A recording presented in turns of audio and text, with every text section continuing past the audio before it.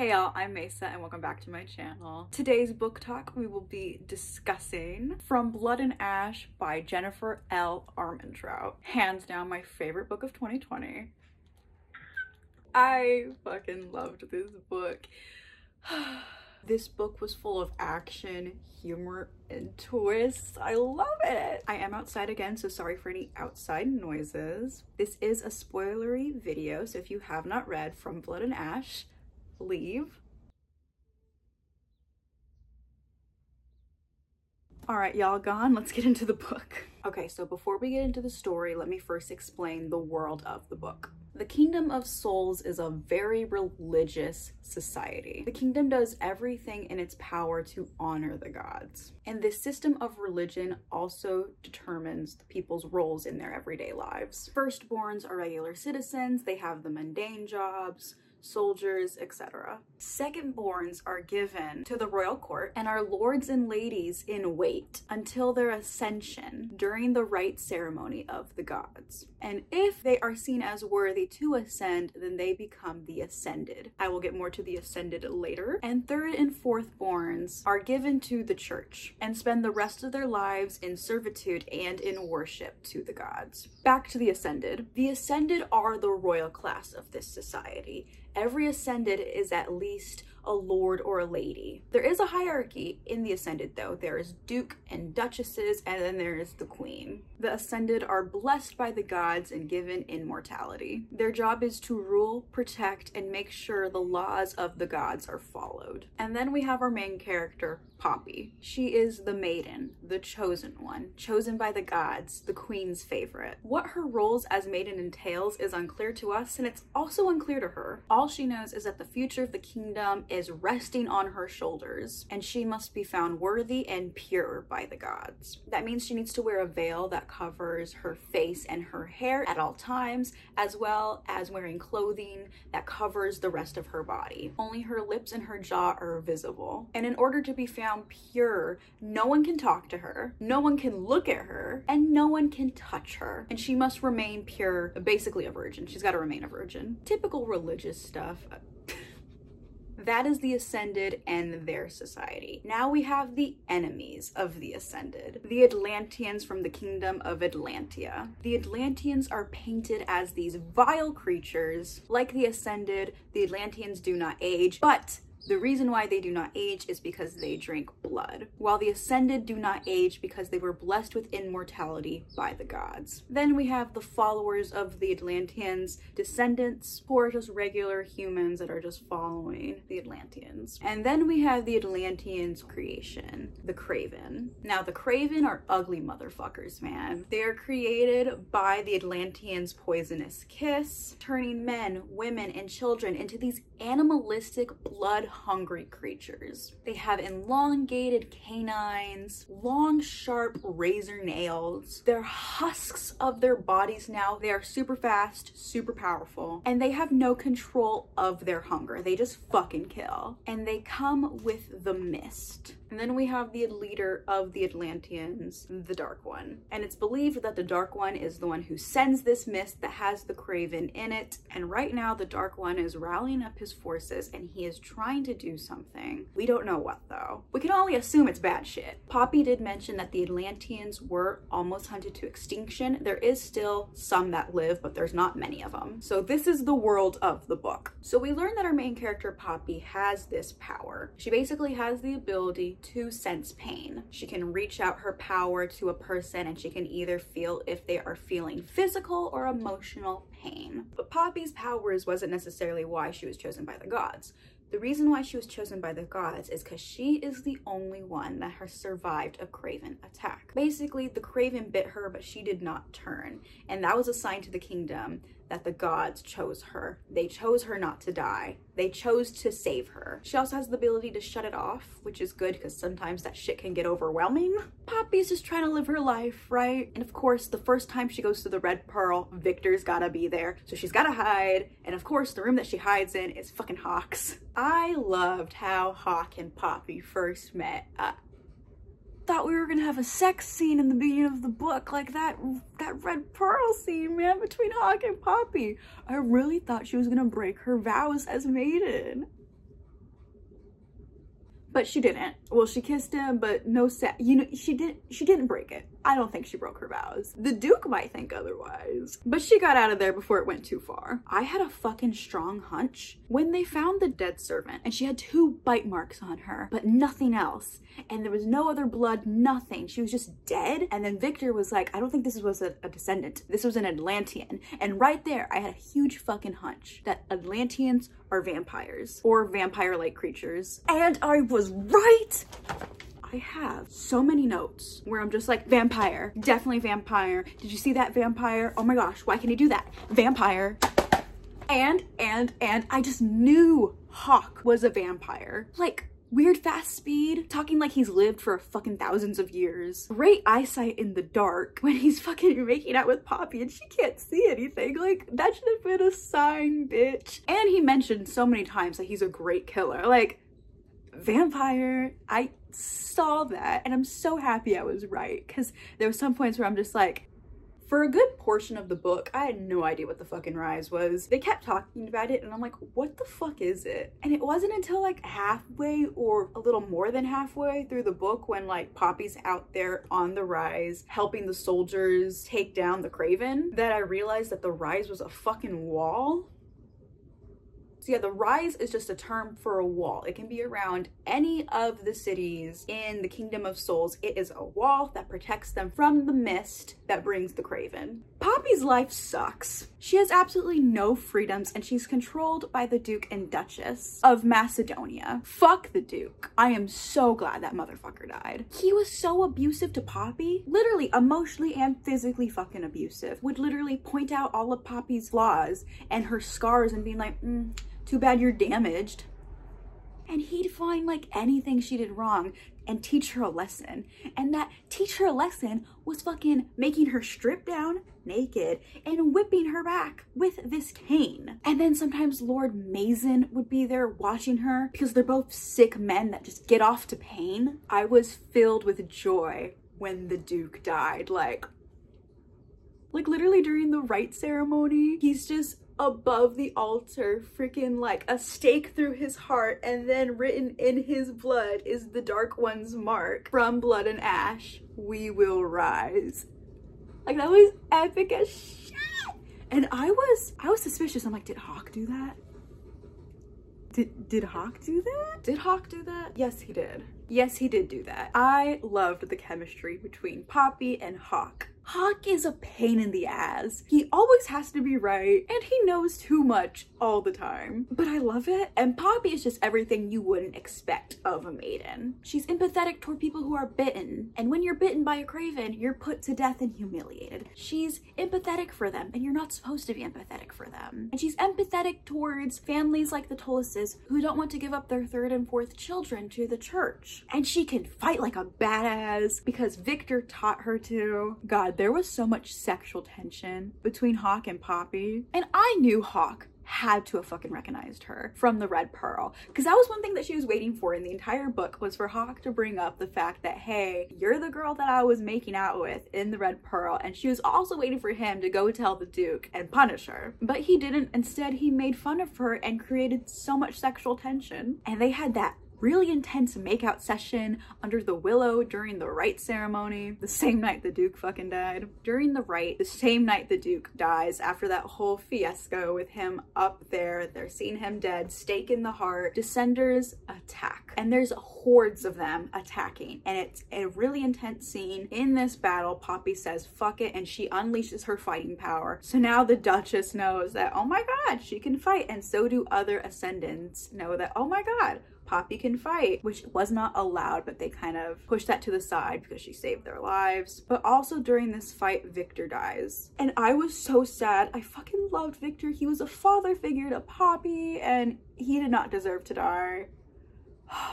And then Lord Mason fucking makes fun of him and just is being a total bitch to Poppy. And Poppy snaps, man. She literally takes her weapon and then just starts going after Lord Maven, and she fucking kills him. But she does not stop there. She hacks at his body, hacks it away to chunks, and just won't stop until Hawke, out of nowhere, comes and grabs her and it's like, stop. Oh my god, that scene. Imagine the visuals of that scene. I don't know what y'all pictured, but it was so grotesque in my mind.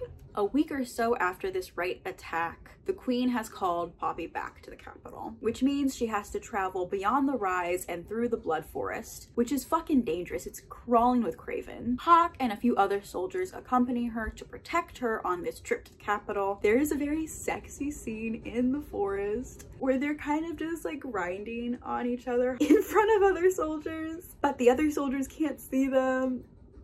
And then they come to this inn in this town, and then they have sex. And Poppy, throughout this whole book, she is having this dilemma of her not being able to have a choice and her wanting to make that choice.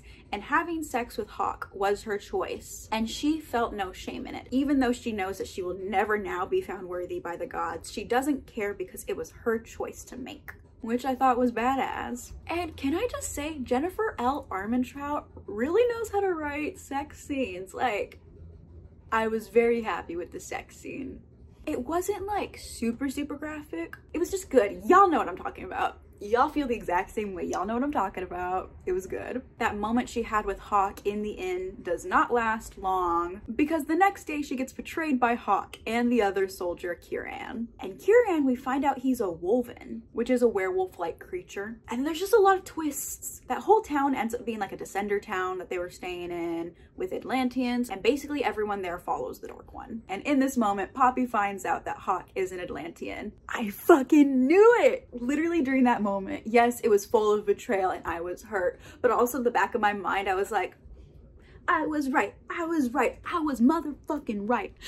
I'm not lying. I was just like, because I was right, and I love being fucking right. From that betrayal scene to the end of the book gets intense, man. Like, action, action, twist, twist, twist. Like, Jennifer was just like, let's go. Full speed ahead. But not only is Hawke a motherfucking Atlantean, he is the Dark One. I did not see that coming. I knew he was an Atlantean, right? But I didn't fucking think that he was gonna be the Dark One. I don't know if y'all saw that, but I did not. I was just like, what? So Hawke is Prince Casteel of Atlantia. Casteel, I'm not sure if I like that better than Hawke, but it's his name, so I guess I'm gonna have to get used to it. And Hawke needs Poppy to use her as a ransom to get the queen to give him back his brother, Prince Malik. And that has been his goal all along. He orchestrated the murder of one of Poppy's guards so that he can take up a position as one of her personal guards. He did everything to get closer to Poppy and to gain her trust so that he could trick her. And I was so heartbroken when I learned this. Every emotion that Poppy was feeling, all the betrayal, all the heartache, I was feeling with her. I'm like, Prince Casteel, why?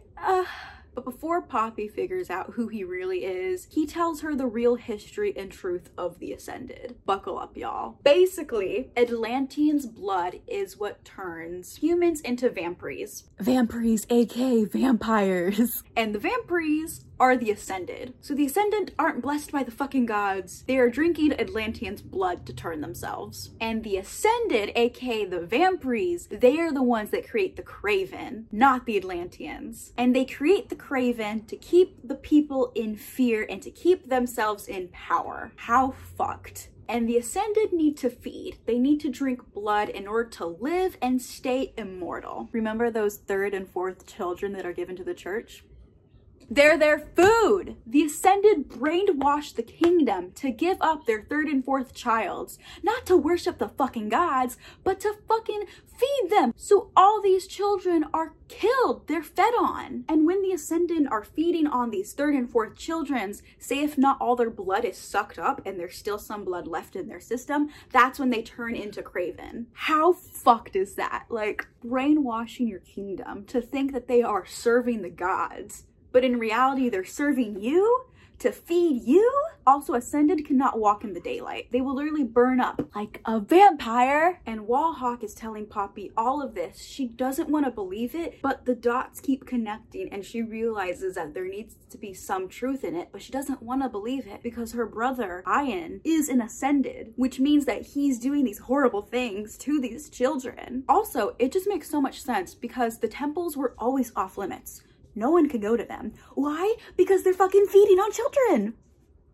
Another thing Hawke adds is that Atlantean's blood actually heals. That if you only give like a little bit of your blood, it will heal. It won't turn you into an Ascended or a vampire. Actually, to be turned into a vampire, I believe you have to be on the verge of death, and then they give you the blood. And then it's when you drink the blood and it's saving you from death, basically. That's when you turn into a vampire. The normal way that most vampire lores go. And how does Hawke know all this goddamn information? Because he was a prisoner of the Queen, and for decades they used his blood to turn others into vampire. He literally has a scar of the royal crest on his thigh that the Queen burned onto him. You know, I had a feeling the Ascended were fucking bad. Throughout the book, all the Ascended that we met were assholes, straight up bitches. So I just had a feeling, because like we have not met any good Ascendant. After all of this, Poppy tries to escape again. She literally stabs Hawke in the heart and then jets off running as fast as she can. It doesn't do nothing to Hawke. Another thing is, Atlanteans, you can't stab them in the heart. It has to be like the brain. Whereas vampire, it's the heart. You just gone. But Atlanteans, it's gotta be the head. The heart, it does nothing. It just takes longer to heal. And so Hawke catches up to Poppy. They're in the snow, and then they have fucking sex in the snow. It's this weird, angry, almost not angry, feelings for you, but you betrayed me type of thing. It was weird. Did I enjoy it though? 100% yes. Another great scene. Again, Jennifer L. Armentrout knows what she's doing. And then during this weird sex scene in the snow, Hawke bites her and tastes her blood. It doesn't do anything to her, but he tastes her blood, right? And while tasting her blood, he is able to determine that she is part Atlantean. Again, I did not catch that. I did not see that coming, but she is part Atlantean. And because she's part Atlantean, that is why she survived the Craven attack, because she's already a fucking vampire. Because a Craven bite can't turn an Atlantean into a Craven. That only works with humans. And the Ascended knew that, but instead they're like, oh my god, you're the chosen one. You're chosen by the gods. But they knew that she was Atlantean, and her job as the maiden, the reason why she knew jack shit about it is because her job was gonna be the job that Prince Malik now has and that Hawke had before, and that is them using her blood to turn others into vampire. And from what Hawke described, they are not treated well either. They are literally chained up and their body is just cut and they just drink blood out of it. It's gross, it's cruel, and that's why Hawke wants to get his brother back. But in the process, he's gonna trade Poppy to take up that position. I don't know, I don't buy it. I feel like that was his original plan, but I feel like he now actually has feelings for her. So I don't know what he's gonna do now, because I just don't see it in him. Trading Poppy, like, yeah, he loves his brother, right? But trading Poppy to have that horrible fate, I don't know. I don't know. So we're at the end of the book, and Hawke has brutally murdered all his followers that tried to kill Poppy while she was in prison. And it's like a brutal death, y'all. The bodies are literally staked in the heart, hanging high from the wall. It's disgusting. The book ends with Prince Castile, saying that they are heading back to the kingdom of Atlantia. But not just that they're heading back to the kingdom of Atlantia, but that him, Prince Castile, and Poppy are gonna get married. What? Out of all the things I didn't expect, I think that was the one that I didn't expect the most. Married? They're gonna get married? What? I mean, I'm not upset by it. But what? And Poppy's just like, what? But that's what it ends on. It literally ends with Hawke being like, oh, yeah, we're getting married. End of book. Bye.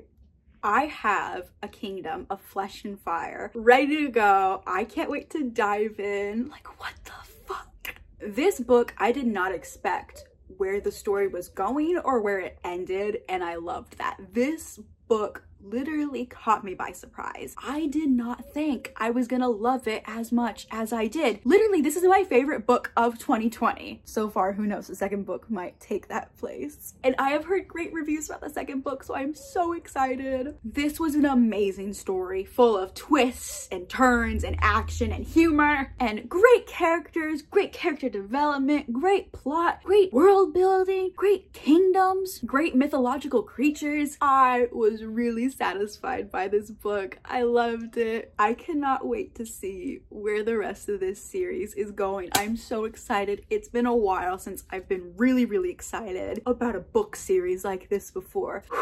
What did y'all think of the book? Did you like it as much as I did? Let me know down below. I'm Mesa. Thanks so much for coming to my book talk. If you like this video and want to see more, go ahead and subscribe and hit that like button. If you want to see my beautiful face more often, my social medias are linked down below. Talk to you next time. Bye! While I was editing, I realized that I mispronounced the Kingdom of Solace. I was pronouncing it Souls, but it is the Kingdom of Solace. I am dyslexic and have a speech impediment. You can't come after me. But yeah, I just wanted to correct myself in case some of y'all were like, the fuck? Because I definitely was like, the fuck while editing. Hawke is old as fuck. He's like 2 centuries old. I know. Alright, let me film. Okay, you can be right there, but you gotta put your tail down. Being a cat parent is hard.